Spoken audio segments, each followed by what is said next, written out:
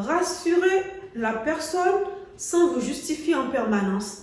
Il ne faut pas à chaque fois dire à la personne, je vais voir un tel, je vais faire ci, je vais faire ça. Non. Donc il faut rassurer la personne. Donc de toute façon, la personne doit avoir confiance en vous. Le sujet du jour est comment gérer un partenaire jaloux ou jalouse. Et oui, ensemble aujourd'hui, nous allons voir à travers 7 points concrets pour gérer un partenaire jaloux ou jalouse de manière saine et constructive. Premièrement, il faut rester calme et ne pas alimenter le conflit. C'est-à-dire éviter de répondre à la jalousie par l'attaque ou à la moquerie. La réaction excessive renforce souvent l'insécurité. Donc, il faut éviter d'alimenter le conflit. Deuxièmement, comprendre l'origine de la jalousie. C'est-à-dire, chercher pourquoi cette personne est jalouse. Qu'est-ce que je fais, je ne devais pas faire.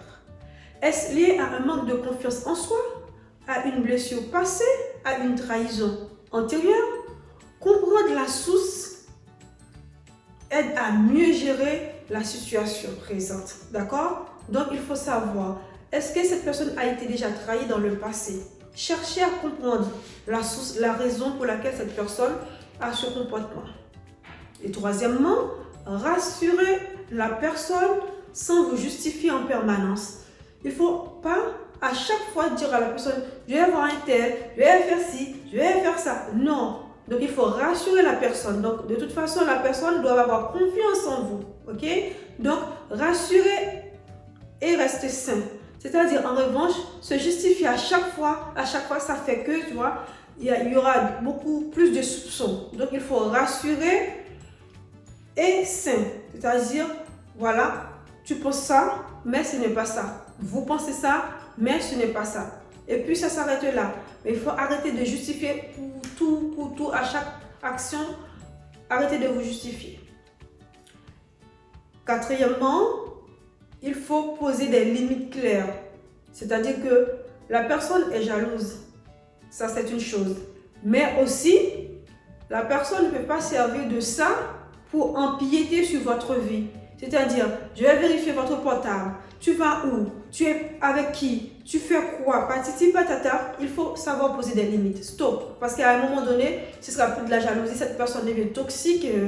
Donc, vous allez rentrer dans un cercle infernal. Donc, il faut que la personne ne doit pas devenir du contrôle. Voilà. La personne ne doit pas devenir votre chef. Il faut tout contrôler, tout surveiller, tout interdire. Et puis, interdit voilà, de voir vos amis, interdit de parler avec ci, interdit de ça. Non. Donc, il faut poser des limites claires et nettes. Et sixièmement, renforcer la confiance mutuelle. Voilà. Plus il y a de transparence, sans tomber dans la surveillance, c'est plus il y aura cohérence dans vos actes, respect et des engagements. C'est vraiment important. Si la personne n'a pas confiance en vous, c'est même pas la peine de continuer cette relation parce qu'à chaque fois, vous devez vous justifier, vous devez présenter des preuves à l'appui. Donc, ce sera quelque chose infernal. Ce sera un cercle infernal. Donc, il faut faire vraiment attention, renforcer la confiance mutuelle. Ça, c'est très, très important dans une relation amoureuse. Et aussi pour gérer la jalousie de quelqu'un. Septièmement, savoir reconnaître les signaux toxiques. Voilà, comme je viens de dire tout à l'heure, c'est quand ça se déborde.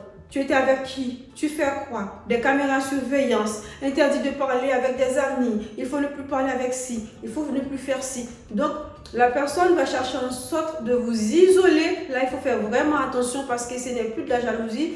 Là, vous allez rentrer dans une relation toxique qui devient la manipulation, la personne devient très possessive et toi-même, vous allez vous-même vous culpabiliser donc constamment et ça va dégrader au fur et à mesure. Donc il faut faire vraiment attention.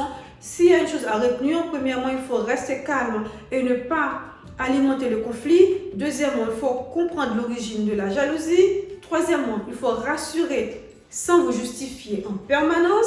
Quatrièmement, poser des limites claires. Sixièmement, renforcer la confiance mutuelle. Et septièmement, savoir reconnaître les signaux toxiques. On dit souvent, mais il faut passer à la pratique. Mieux vaut prévenir que guérir. Sur ce, je vous dis à très bientôt.